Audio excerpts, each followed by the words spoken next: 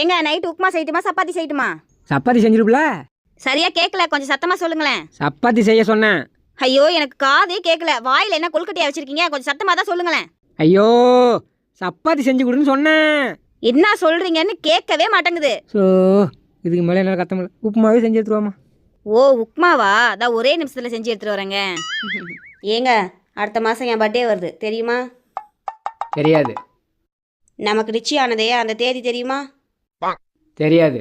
நமக்கு கல்யாணம் ஆன தேதி தெரியுமா? தெரியாது. நம்ம குழந்தை எப்போ பிறந்தது தெரியுமா?